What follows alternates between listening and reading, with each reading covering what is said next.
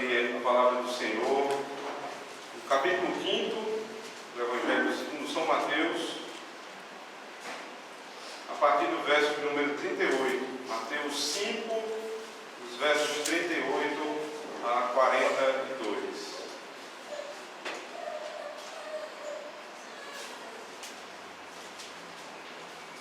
Ouvistes que foi dito, olho por olho, dente por dente. Eu, porém, vos digo, não resistais ao perverso, mas a qualquer que te ferir na face direita, volta-lhe também a outra. E ao que quer demandar contigo e tirar-te a túnica, deixa-lhe também a capa. E se alguém te obrigar a andar 1 milha, vai com ele 2. Dá a quem te pede, e não voltes as costas ao que deseja que lhe emprestes. Vamos orar mais uma vez. Tem misericórdia, Senhor Deus, do nosso coração. Muitas vezes se rebela contra a Tua palavra. Tem misericórdia, Senhor Deus, quando emprestamos a nossa boca a Satanás para falar aquilo que não é devido. Agora, Senhor Deus, abre nossos olhos, nossos ouvidos, para que o Teu povo possa ouvir com clareza a beleza do Teu Evangelho, que vem desde o Antigo Testamento. Teu Filho estava lá, revelando a Tua vontade. Deixa a Tua obra clara em nossas mentes, para a glória do Teu próprio nome e em nome do Teu Filho. Amém. Olho por olho, dente por dente. Existem algumas verdades, irmãos, da Escritura que são difíceis de serem engolidas.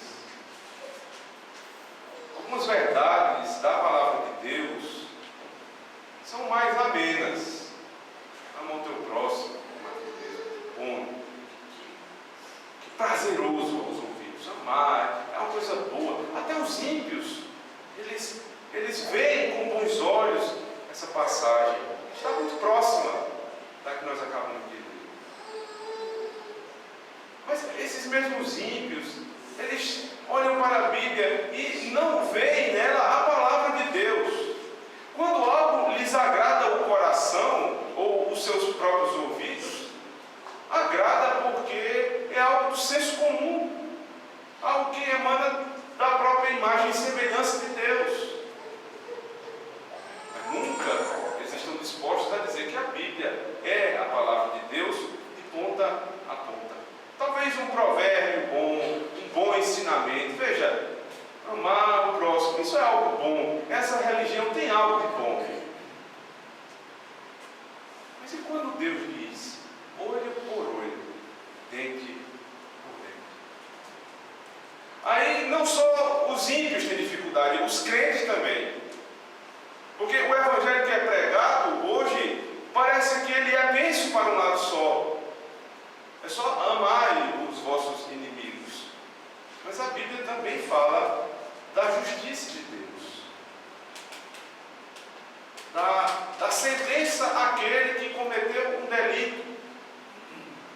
E muitas vezes, irmãos, os crentes têm se rebelado com certos trechos da Escritura, porque veem o trecho como vê o ímpio, porque interpretam como interpretaria um fariseu. O Senhor Jesus Cristo tem proposto desde o versículo 17 6 antíteses. Ouvistes o que foi dito pelos antigos, eu, porém, vos digo. A quinta delas inicia uma pequena e última sessão, quando ele vai tratar sobre as causas, as demandas entre duas pessoas. Não são causas entre nações, não são causas entre Estado e um indivíduo, mas é entre um indivíduo e outro indivíduo. E o Senhor Jesus Cristo quer ensinar como eu devo me relacionar com aquele que me ofende.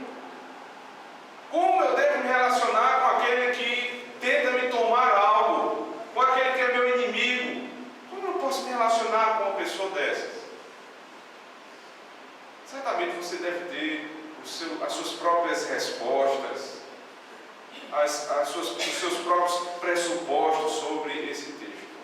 Mas eu lhe convido a ouvir o que diz a palavra de Deus. O que dizem os dois testamentos da palavra de Deus. Desde o Antigo até o Novo. Olho por olho, dente por dente. O que o Senhor Jesus Cristo quer dizer com isso? Abramos a palavra de Deus, irmãos, em Êxodo capítulo 21. Segundo livro das Escrituras. O Senhor Jesus Cristo está simplesmente citando um texto do Antigo Testamento. Na verdade, a expressão olho por olho, dente por dente, ela se encontra em pelo menos 3 textos do Antigo Testamento. Êxodo 21, Levítico 24 e Deuteronômio capítulo 19. Êxodo capítulo 21, verso 24, 23, diz assim: Mas se houver dano grave, então darás vida por vida, olho por olho, dente por dente, mão por mão, pé por pé, queimadura por queimadura, ferimento por ferimento, golpe por golpe. Êxodo capítulo 20 havia exposto a lei, o resumo da lei, que são os 10 mandamentos. A partir do capítulo 21, o Senhor Deus está explicando, através de Moisés, a aplicação daquela lei em casos determinados. Aqui, irmãos, capítulo 21, a partir do verso 12, fala sobre leis acerca da violência. Os versículos anteriores, os irmãos podem acompanhar, que o Senhor Deus estava tratando sobre intrigas entre os irmãos, problemas entre eles. Por exemplo, alguém feria uma grávida, como isso deveria ser tratado? E aí, na exposição desse tratamento, da reação, é dito: se houver dano grave, então darás vida por vida. Ou seja, se houver perigo na morte, ou se houver perigo de vida, se alguém tocar numa grávida e ela ou seu filho vier a morrer, o que ela deve fazer? Aí ele diz: vida por vida, olho por olho, dente por dente, mão por mão, pé por pé, queimadura por queimadura, ferimento por ferimento, golpe por golpe. O que é que Deus está falando com essa sequência de paralelos? Está dando a proporcionalidade entre pena, entre delito e pena. Ou seja, aquele que tira o olho não pode perder a vida, porque senão você está dizendo que o seu olho vale mais do que a vida daquele indivíduo. Então, se alguém retira o olho, você tem que retirar também o olho. É especificamente isso. Proporcionalidade. Se alguém retira o dente, você não pode tirar o braço, você retira o dente. Basicamente seria isso, a lei da proporcionalidade, conhecida também como lei do talião ou lei da retaliação. Alguém é retaliado em conformidade com aquilo que fez. Há um outro texto que cita esse versículo também, Levítico capítulo 24. Levítico 24, a partir do verso 17.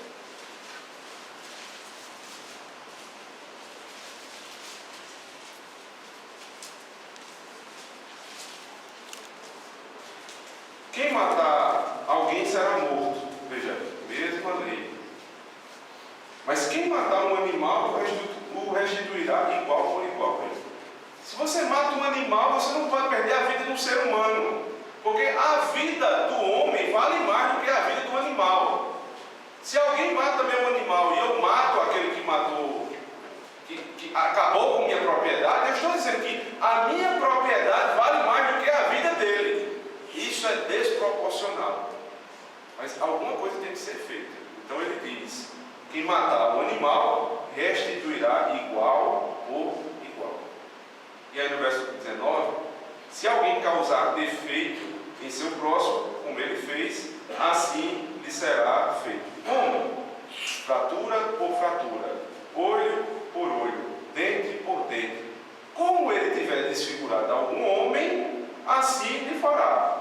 Quem matar um animal restituirá outro Quem matar um homem será morto. Veja que proporção perfeita. Quem mata um animal, restitui um animal. Mas quem mata um homem, perde a vida. Essa é a proporção da lei do talião. Isso não pode ser encarado como algo ruim.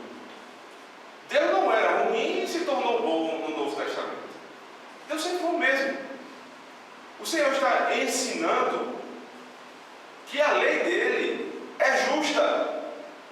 Mas ele vem ensinando isso há muito tempo. No Éden, quando foi dada a primeira lei, ele disse: se vocês não comerem do fruto, vocês certamente vão viver. Porque é proporcional. A obediência pressupõe a vida. A desobediência pressupõe a morte. Olho por olho, dente por dente. Essa é a expressão do caráter de Deus, porque Deus é justo. Mas isso não seria uma maneira arcaica, antiquada de ver a forma com que Deus se relacionava com o seu povo? Parece que no Novo Testamento a ênfase é no amor e aqui é na pena. Volta comigo para Levítico capítulo 19, verso 18. Falando ainda sobre a lei: não te vingarás, nem guardarás ira contra os filhos do teu povo. Veja o que está sendo dito. Você não pode se vingar do seu próximo. A interpretação falsa não era muito nova, não era coisa dos tempos de Jesus. Porque o que os fariseus faziam era pegar o olho por olho, dente por dente, e aplicar a sua própria vida. Então alguém me fez mal, eu vou lá e me vingo. Mas a lei do Senhor não dizia isso. A lei dizia que cada um precisa ser legitimamente julgado e condenado para a aplicação da lei. E aqui o Senhor diz: não te vingarás, ou seja, não é o indivíduo que se vinga, nem guardarás ira contra os filhos do teu povo, mas amarás o teu próximo como a ti mesmo. Veja que o amor e a lei estão unidos. Não é coisa do Novo Testamento amar o próximo como a mim mesmo. É uma repetição da lei. A lei fala sobre amor, mas a lei fala também sobre pena. Porque quem ama, disciplina. Quem ama, julga. Quem ama, faz aquilo que é necessário para aquele que comete determinado delito. Pensando nessa verdade inicial de proporcionalidade da pena, de continuidade do amor desde o Antigo até o Novo Testamento, nós poderíamos pensar sobre os benefícios desse conceito de olho por olho, dente por dente, sendo colocados no cotidiano da vida humana. E o primeiro benefício é que a lei do talião, a lei da retaliação, ela evita um banho de sangue. Em primeiro lugar, ela evita um banho de sangue. Como assim? Numa cidade do interior de Pernambuco, chamada Capropó, há cerca de 10, 15 anos, iniciou-se uma rixa entre duas famílias. Um indivíduo matou ou fez mal, não chegou a matar, mas fez mal a outro da outra família. A outra família ouviu as queixas do ofendido, buscou o ofensor e matou. Veja, alguém foi ofendido e o juízo foi colocado, a justiça feita com as próprias mãos foi desproporcional. Uma ofensa foi paga com a vida. Você sabe o que é que gerou? Uma guerra na cidade. Uma guerra entre duas famílias. Porque aquela família agora matou 2 e a outra matou 3. E assim a cidade foi tomada e dividida entre duas famílias. Porque houve desproporcionalidade entre o delito e a pena. E não só isso, quem aplicou a pena não tinha autoridade para isso. Gera uma revolta. Mas quando o olho por olho, dente por dente é colocado em prática da maneira correta, ele evita o banho de sangue. Porque aquele que foi ofendido, ele vai se sentir justificado. ou vai se sentir satisfeito em sua justiça, porque foi feito algo na mesma medida com o ofensor. E nos leva sempre um benefício, não só evita o banho de sangue, mas evita também o sentimento de impunidade. Veja só, você compra um determinado objeto, vamos dizer, um carro, que é um grande sonho de consumo de muita gente. Você junta por longo período e consegue dar uma entrada, e divide aquele carro em 60 meses, não tem mais dinheiro para colocar um seguro. Com toda alegria, paga o seu carro na porta de casa. Entra, quando volta, o carro não está mais lá. Aciona a polícia vai buscar o seu carro, acha ele depenado. O ladrão estava lá no momento. Ele é preso, é levado ao cárcere, e você volta com o seu carro depenado para casa. Será que foi satisfeita a justiça? Encarcerar alguém resolve algo? Não, a lei de Deus acabou de nos dizer que aquele que matou o animal, ele tem que restituir. Essa é a proporção correta. Alguém roubou, vai ter que pagar. Se não puder pagar, vai ter que trabalhar para pagar. Agora, quando nós encarceramos alguém, nós temos que agora trabalhar para sustentar aquele que nos roubou. Isso gera sentimento de impunidade, revolta. Não é isso o princípio da lei de Deus. O princípio da lei do Senhor é: você roubou, você agora tem que trabalhar e restituir. E a lei de Deus era tão específica que ela falava inclusive nos prejuízos. É isso que acontece lá em Lucas 19, quando Zaqueu ele se converte, ele diz: Senhor, eu vou restituir 4 vezes mais aquilo que eu defraudei. Quem eu defraudei, eu restituo 4 vezes mais. Zaqueu não estava inventando lei, isso era lei do Antigo Testamento, colocada em prática no Novo. Por que restituir 4 vezes mais? Porque a lei determinava entre 4 e 5 vezes, dependendo do que era furtado. Então eu tinha necessidade de restituir o defraudado, não só naquilo que eu defraudei, mas no prejuízo. Porque ele ficou sem o seu boi, sem o seu jumento, sem o seu animal, sem a sua propriedade. Por determinado tempo deixou de ganhar dinheiro com aquilo. Então eu preciso ser justo. E ser justo é pagar aquilo que eu devo. Olho por olho, dente por dente.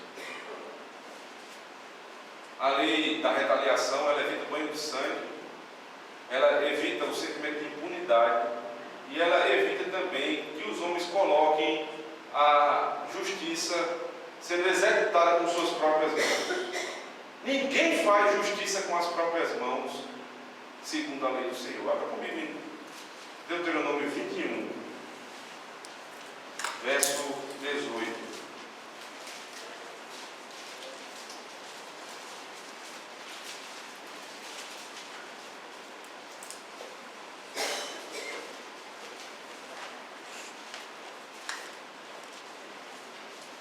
Deuteronômio 21, verso 18. Se alguém tiver um filho contumaz e rebelde, veja, a contumácia é a obstinação. É aquele filho que ele é continuamente rebelde. O pai fala, e ele continua desobedecendo os seus pais. Se alguém tiver um filho contumaz e rebelde, que não obedece à voz do seu pai e da sua mãe, e ainda castigado não lhes dá ouvido, veja, os pais já tentaram, já castigaram verbalmente, fisicamente, nada dá certo.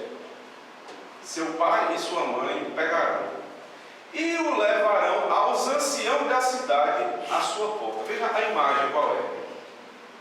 Começou o problema em casa. O filho, por muito tempo, ele não é uma criancinha, daqui a pouco vai dar para perceber que é um rapaz, já uma pessoa já maior, porque ele é considerado beberrão e dissoluto. Então ele é contumaz.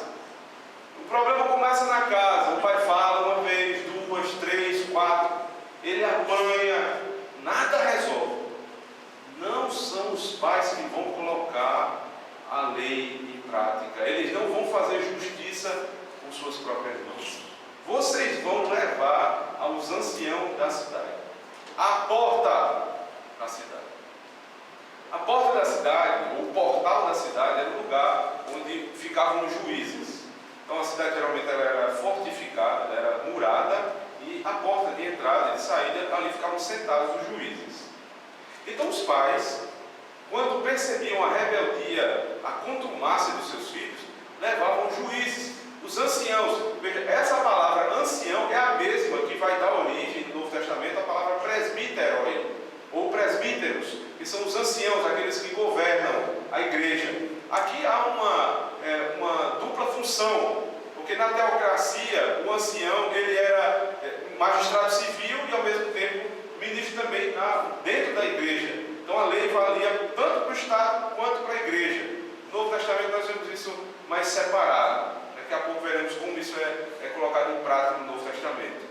Mas aqui está claro, os juízes é quem vão julgar, não sou eu, não é a minha vingança própria, não é com minhas mãos, eu levo aos juízes. Então, um benefício é evitar a justiça com as próprias mãos. Mas há um benefício decorrente deste. Veja comigo o verso 20. E lhes dirão: este nosso filho é rebelde e contumaz, não dá ouvidos à nossa voz, é dissoluto e beberrão. Então, todos os homens da sua cidade o apedrejarão até que morra. Assim eliminarás o mal do meio de ti. Todo o Israel ouvirá, e veja, ouvirá e temerá. É didático, é para o ensino. Os juízes julgam, aquela criança, aquele rapaz, geralmente ele era colocado numa estaca, amarrado, ou então enterrado até a cintura, e ali os juízes começavam a distribuir as pedras. Imagine a cena. Não poderiam ser pedras muito pequenas, porque a pedra pequena ela só machuca, mas não mata. Também não poderiam ser pedras muito grandes, porque a pedra muito grande iria dar o direito de alguém matar sozinho. Não podiam ser irregulares para que o ferimento seja maior do indivíduo para o outro. Tinham que ser pedras regulares, mais ou menos do mesmo tamanho. Quem começava a executar a pena era o juiz.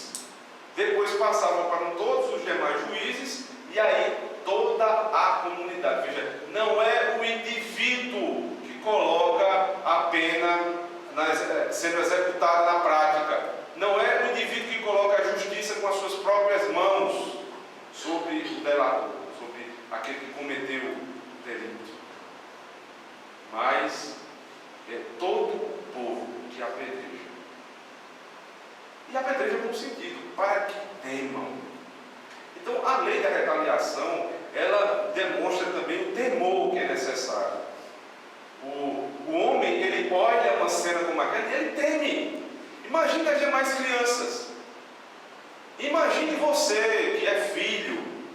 Lembre-se que foi Deus que instituiu. Eles olhavam e temiam. Eles tinham medo do juízo de Deus. Mas o que quer dizer a pedra ou a rocha?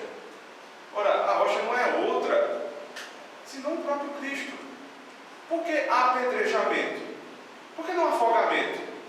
Porque a pedra ela tem um significado em si. Quando alguém jogava uma pedra, quando alguém era apedrejado, ele estava recebendo sobre si o próprio juízo de Cristo. Cristo julgava aquela criança, ou o adúltero, ou o assassino. A pedra tinha também este significado. Todo o contexto do Antigo Testamento já foi dado. Agora vamos voltar para o texto de Mateus, capítulo 5. Tentarmos entender o que Jesus vai falar sobre essas verdades. Verso 31. Ouvistes que foi dito, olho por olho, dente por dente. Eu, porém, vos digo, não resistais ao perverso, mas a qualquer que te ferir na face direita, volta-lhe também a outra. Fica claro que há uma contraposição. Ouvistes o que foi dito, eu, porém, vos digo. Jesus já vem fazendo isso em outros versículos. Acompanhe. Verso 21. Ouviste o que foi dito aos antigos: não matarás. Quem matar estará sujeito a julgamento. Eu, porém, vos digo. Versículo 27. Ouviste o que foi dito: não adulterarás. Eu, porém, vos digo. Versículo 33. Também ouviste o que foi dito aos antigos: não jurarás falso. Verso 34. Eu, porém, vos digo. Ou seja, há uma contraposição em sequência. Todas as outras que já foram examinadas têm a seguinte estrutura. Jesus cita ou um texto ou uma alusão ao Antigo Testamento e combate a interpretação falsa dos fariseus. Porque ele havia dito nos versículos 17 a 20 que ele veio cumprir a lei, ele não veio revogar. Ou seja, tudo que ele vai dizer a partir do versículo 20 tem a ver com a lei, que ele não veio revogar, mas veio cumprir. Mas no final dessa introdução, desse prólogo, no versículo 20, ele diz que os fariseus vieram violar ou afrouxar a lei, e os crentes precisam ter uma justiça muito superior à dos escribas e fariseus. E ele começa a dar as contraposições. Ou seja, a interpretação da lei estava completamente distorcida. Quando o fariseu falava sobre o divórcio, ele dizia que esse divórcio era qualquer coisa. E aí o Senhor veio trazer a verdadeira interpretação. Não é assim. Deus não quer que se divorcie. Quando ele fala sobre o juramento, eles faziam o juramento por todas as coisas, mas não usavam o nome do Senhor, achando que com isso poderiam jurar em falso. E o Senhor diz: não, você precisa jurar, mas jurar por causas solenes e somente no nome do Senhor. Volta, ele está reformando a interpretação, não desfazendo o Antigo Testamento. Agora, no versículo 39, ele diz: eu, porém, vos digo. Qual é a contraposição de Jesus diante dos fariseus? O erro dos fariseus não era diretamente com a lei, porque eles diziam olho por olho, dente por dente. Mas o fariseu, ele era conhecido por usar a lei de maneira conveniente. Como é conveniente? A lei diz que eu posso dar carta de divórcio, então eu vou dar carta de divórcio por qualquer coisa. A interpretação é essa. Se a mulher queimar o arroz, eu dou carta de divórcio, está resolvido porque está na lei. Se por acaso houver algum problema entre mim e um irmão, entre mim e o próximo, eu vou usar da lei, olho por olho, dente por dente. O que fizer comigo vai receber. Mas a lei havia dito, nós vimos no Antigo Testamento, que não eram os homens, os indivíduos que colocavam em prática a lei, mas os anciãos, os juízes, todos tinham direito a um justo julgamento. Os fariseus não davam esse direito. E aí Jesus diz: não resistais ao perverso. Não só isso, ele diz: e se alguém te confrontar? E mais à frente ele diz ainda: e quem te forçar a andar uma milha? Veja que há um direcionamento ao indivíduo. Não resistais, tu não resistas ao perverso.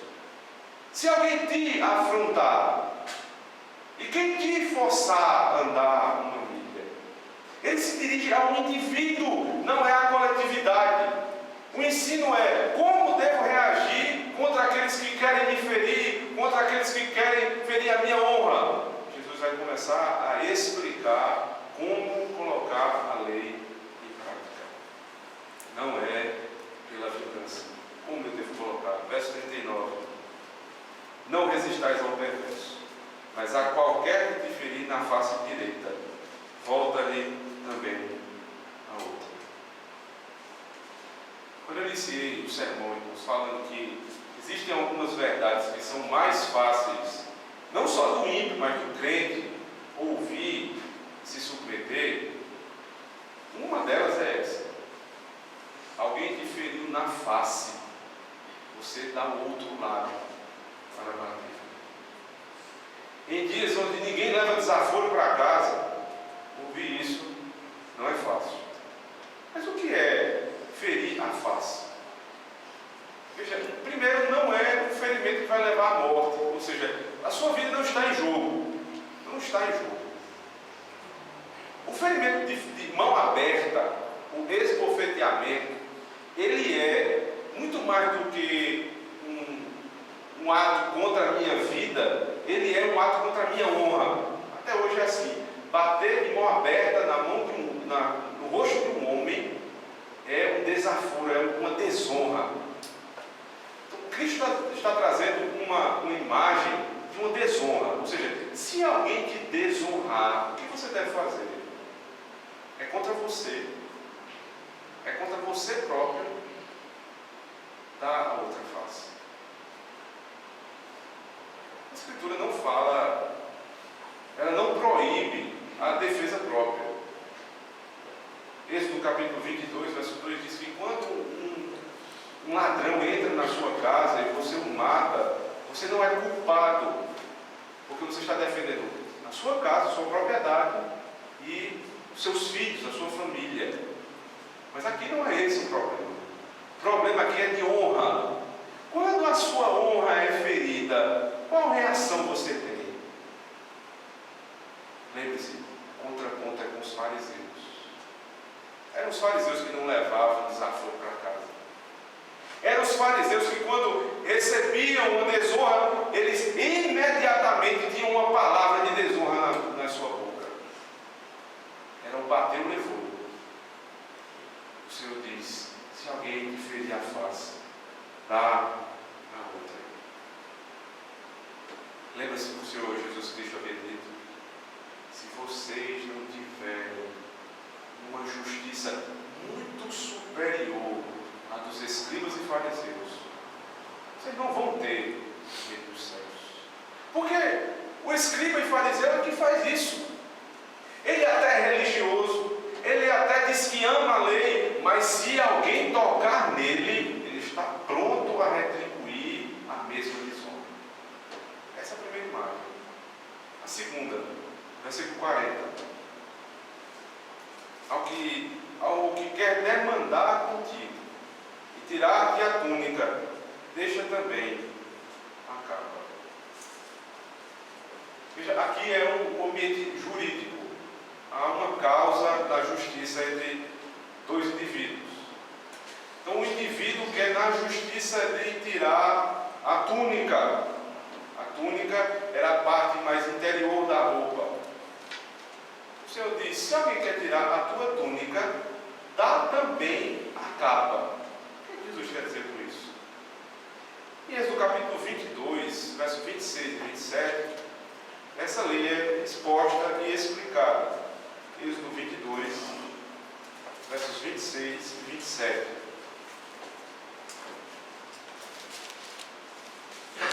Se do teu próximo tomares em penhor a sua veste, lhe a restituirás antes do pôr do sol. Veja, a veste aqui é exatamente a túnica e a capa.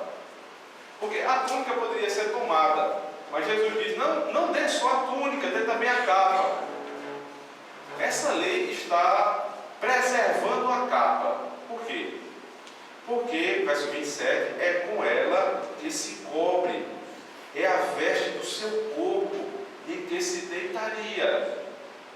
O pobre, ele retirava a capa de noite, colocava no chão, e ele não só se deitava nela, mas se enrolava para se proteger do frio. A lei do Senhor dizia que se alguém desse como penhor a sua capa, antes do pôr do sol, essa capa deveria ser retornada às mãos do indivíduo, do proprietário, para que ele pudesse dormir. E aí ele diz no final do verso 27: será, pois, que quando clamar a mim, eu o ouvirei, porque sou misericordioso. Ele diz: se alguém não cumprir essa lei e não devolver a capa antes que o indivíduo vá dormir, e este ofendido buscar a minha oração, eu me vingarei do ofensor. Não é o indivíduo, é Deus que se vinga. Eu me vingarei do ofensor.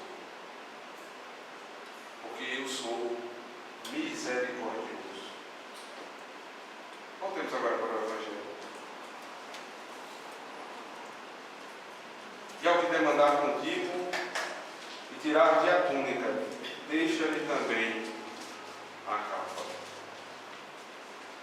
Alguém quer entrar na justiça contra você, demandar contra você, quer lhe tirar tudo, como você reage? Como você reage?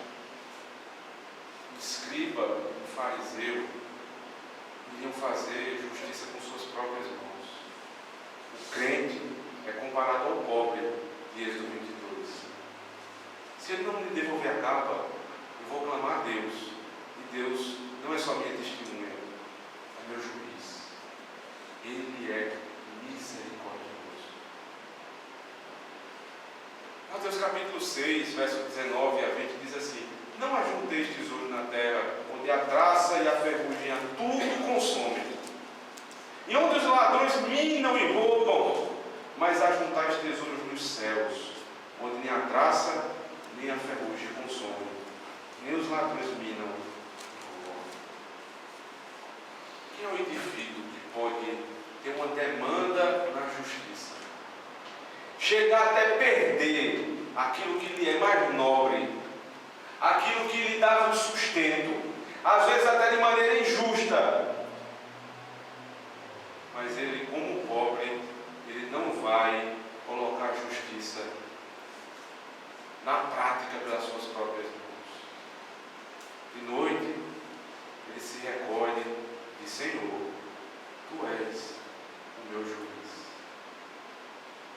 Tu és o meu juiz. Só quem faz isso é quem já tem tudo. O crente não perde nada da terra, porque ele tem os céus. Só quem pode dar a capa, a túnica e ficar sem nada, quem tem algo muito superior, quem tem a eternidade. Quem tem a salvação, o que é a túnica perto da salvação? O que é os céus perto de uma capa? Alguém quer demandar comigo? Eu não vou reagir como reagem os fariseus. De noite, eu me recolho e digo: Senhor, Tu és o meu juiz. Terceira imagem, versículo 41 diz assim: se alguém te obrigar a andar 1 milha, vai com ele 2. Se alguém te obrigar a andar 1 milha, vai com ele 2. Veja, o obrigar, utilizado aqui, não é uma obrigação de quem não tem autoridade, mas o Senhor Jesus Cristo está se referindo àquelas nações que, por meio de guerra, vencem outras, e os vencidos passam a ser escravos, passam a ser funcionários dos vencedores. E era comum, por exemplo, no Império Romano, na época do Senhor Jesus Cristo, os judeus e outros povos vencidos servirem de correios. Então, quando havia uma correspondência, um judeu crente inclusive, precisava sair de uma localidade e, de maneira obrigatória, levar determinada correspondência a outro lugar. E aí, o Senhor está ensinando: quando alguém que tem autoridade te mandar fazer algo, como é que tu vais reagir? Como escribas e fariseus, se revoltando, se rebelando. O Senhor diz: não, isso não é o cerne da lei. Esse não é o espírito da lei, porque o espírito da lei é espiritual, é completamente vindo do coração. Se alguém mandar andar 1 milha, anda 2. Se o teu patrão te mandar fazer alguma coisa, não faz só o que ele manda, porque senão tu és servo inútil. Faz aquilo e faz mais. A nossa época, irmãos, ela inverte todos os conceitos, é algo absurdo.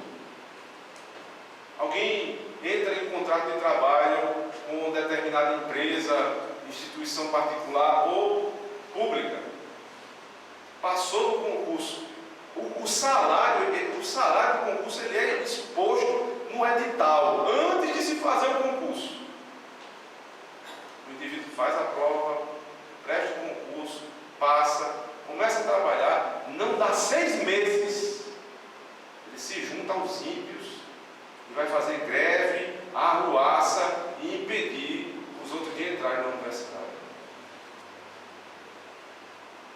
Isso é o espírito da lei do Senhor. Alguém que mandou em uma milha, vai 2. Você sabia que as condições eram aquelas, e você não precisa ficar calado. Não é necessário que você se cale com tudo que acontece, mas este não é o meio justo. É isso que Jesus está dizendo. Esse não é o meio justo de se defender. Não é com a revolta, não é com a revolução, não é com a arruaça, porque isso é próprio dos escribas e fariseus. Se você se junta a esse tipo de revolucionário, você não pode dizer que tem o Espírito do Senhor. Você tem o Espírito do mundo. Alguém mandou você andar uma milha, não de 2. Você pode se defender, mas não dessa forma. Se defenda da maneira justa. A última das imagens é verso 42. Dá a quem te pede, e não voltes as costas ao que deseja que lhe emprestes. Não voltes as costas ao que deseja que lhes empreste.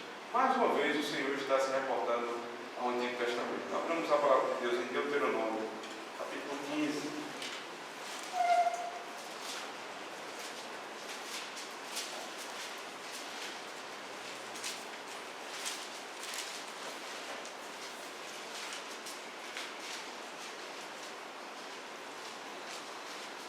Versos de 1 a 7. Ao fim de cada 7 anos, farás remissão. Este, pois, é o modo da remissão. Todo credor que emprestou ao seu próximo alguma coisa, remitirá o que havia emprestado. Não exigirá do seu próximo ou do seu irmão, pois a remissão do Senhor é proclamada. Do estrangeiro podes exigir, mas o que tiveres em poder de teu irmão, quitá-lo-ás, para que entre ti não haja pobre, pois o Senhor teu Deus te abençoará abundantemente na terra que te dá por herança para possuires. Se apenas ouvires atentamente a voz do Senhor teu Deus, para cuidares em cumprir todos estes mandamentos que hoje te ordeno, e aí vai falar sobre o verso 6. Eu vou apenas contextualizar os irmãos. O Senhor está falando sobre o ano da remissão, 7 em 7 anos. Todo judeu que tinha uma causa, que tinha um empréstimo na mão de outro, ele tinha aquele empréstimo automaticamente quitado. E aí, essa é uma ordem do Senhor. E tem um motivo. É para que não haja pobre no meio. Veja, ele diz, para que não haja pobre no meio do povo de Deus. Então, é assim que a distribuição de renda era feita. Não era o Estado que distribuía a renda, mas era um indivíduo que emprestava um ao outro. No meio da igreja não havia problema de pobreza, porque sempre havia empréstimo. Os irmãos pagavam os empréstimos. As pessoas honravam sua palavra. Mas chegado o 7º ano, a dívida era quitada. E essa quitação era para que não houvesse pobre no meio de Israel. Aí veja o verso 6. Pois o Senhor teu Deus te abençoará. Veja, há uma promessa para quem empresta. Como te tem dito, assim emprestarás a muitas nações, mas não tomarás empréstimos. E dominarás muitas nações, porém elas não te dominarão. Quando entre ti houver algum pobre de teus irmãos, em alguma das tuas cidades, na tua terra que o Senhor teu Deus te dá, não endurecerás o teu coração, nem fecharás as mãos a teu irmão pobre. Antes lhe abrirás de todo a mão e lhe emprestarás o que lhe falta, quanto baste para a sua necessidade. Quanto eu devo emprestar? Quanto o irmão precisa. Veja, não é o quanto ele quer, quanto houver necessidade. É impressionante, irmãos. Como em uma única igreja, existem pessoas que têm poupanças, que passam anos e anos rendendo juros enquanto do seu lado há alguém passando fome. O princípio do Antigo Testamento é o mesmo. Eu não posso esperar que o Estado brasileiro vai dar Bolsa Família, porque isso não é o espírito da lei. O espírito da lei é o da fé. Dentro da igreja não pode haver pobreza, porque quando alguém precisa, eu devo emprestar. Não é quem não pode, não é tirar daquilo que você não tem, mas se Deus lhe abençoou, veja, Deus disse: eu vou fazer vocês dominarem a terra, vocês vão crescer, vão se expandir. Quando eu fizer isso, não negue empréstimo aos seus irmãos, nem lhes cobre juros. Do estrangeiro cobrarás, do seu irmão não cobrarás. É o mesmo ensino do Senhor Jesus Cristo. Dá a quem te pede, e não volte as costas ao que lhe deseja que lhe emprestes. Mas o espírito da nossa época é o espírito da vantagem em tudo. Então, quando eu sei que um irmão ele está vendendo, se desfazendo de determinado patrimônio, comprou algo, perdeu o emprego, vamos usar novamente a figura do carro, ele comprou o carro, financiou, não tem condição mais de pagar. E aí você sabe que aquele automóvel vale 20 mil reais. E você sabe que aquela pessoa está em dificuldade. Qual é a reação do crente? Eu vou comprar pelo que vale. Eu não vou ser um oportunista. Mas não só isso, meu irmão, você precisa de mais alguma coisa. Eu pago até mais, para que não haja pobre no meio do povo de Deus. Como é que pensa o ímpio? É a minha hora. Chegou a minha vez. Deus me deu uma oportunidade. Deus abriu as portas. Vou me aproveitar. É agora. É de Deus. Você vai acabar com o seu irmão. Ele não está vendendo porque quer. Ele está vendendo porque é necessário. E você se aproveita da fraqueza. E aquele que já está caindo, você pisa na cabeça. Dá a quem te pede. E não voltes as costas ao que lhe deseja que lhe emprestes. Mas o apóstolo Paulo ainda fala alguma coisa sobre isso. Na segunda carta à igreja de Tessalônica, Tessalonicenses capítulo 3.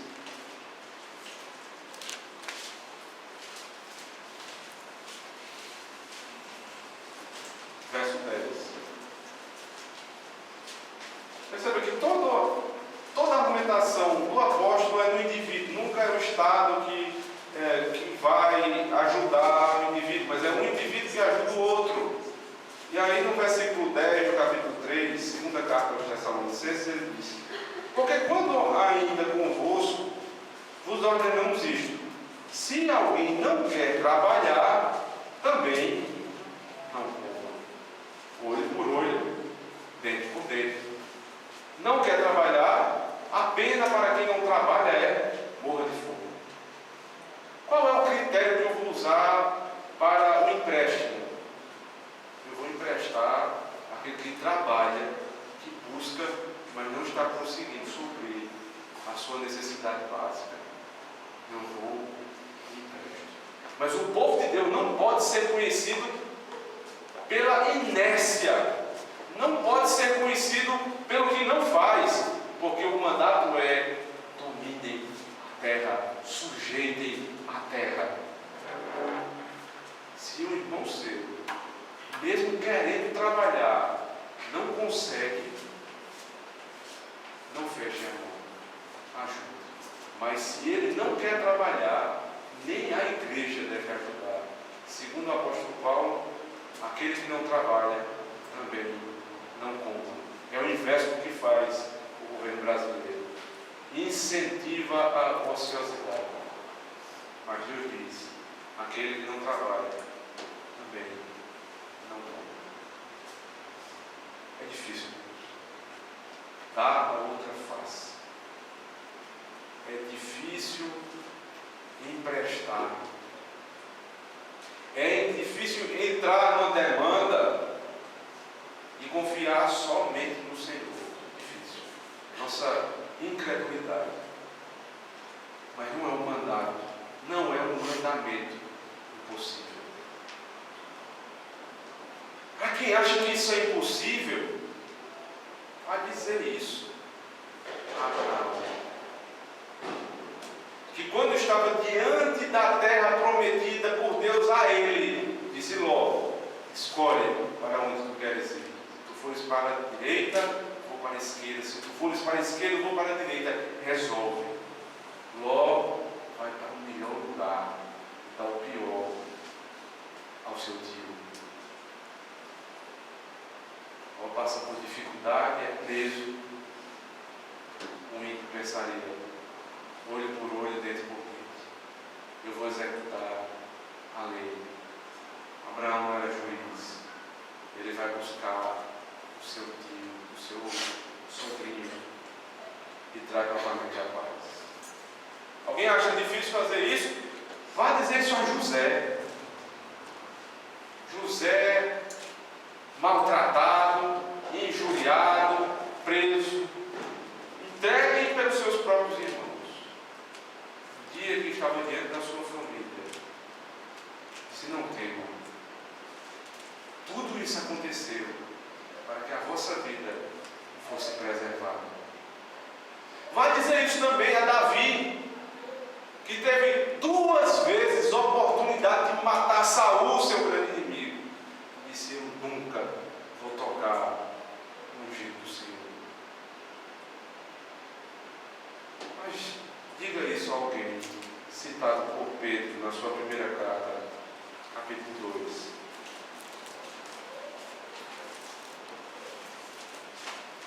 Primeira carta de Pedro, capítulo 2, verso 22. Aqui do verso 21. Porquanto para isto mesmo fostes chamados, pois que também Cristo sofreu em vosso lugar, deixando-vos exemplo para seguirdes os seus passos, o qual não cometeu pecado, nem dolo algum se achou em sua boca, pois ele, quando ultrajado, não revidava com o traje. Quando maltratado, não fazia ameaças, mas entregava-se àquele que julga retamente, carregando ele mesmo em seu corpo, sobre o madeiro, os nossos pecados, para que nós, mortos para os pecados, vivamos para a justiça. Por suas chagas fostes sarados. O que ultrajava não revidava com o traje. Quando ofendido, não ameaçava. Diga isso ao Senhor Jesus Cristo. Diga que a lei não pode ser posta em prática. Diga isso a Ele. Sendo humilhado, ultrajado e ameaçado, foi levado à morte, para que eu e você nunca mais tivéssemos a maldição da lei sobre nossos ombros. Quem é suficiente para essas coisas, irmãos? Quem pode viver nessa verdade? Quem pode entrar numa demanda judicial e simplesmente esperar no Senhor? Aquele que é bem-aventurado por ser pobre de espírito. Eu não tinha nada. Deus me deu tudo. Se Ele me tirar algo, eu ainda estou no lucro. Quem pode ser ultrajado? Quem pode ser ofendido e dar a outra face? Quem tem Cristo como Senhor. E lembra-se das cusparadas em sua cara, da coroa de espinho, das blasfêmias. Quando colocado na cruz, antes de expirar, ele disse: Senhor, perdoa-os, porque não sabem o que fazem.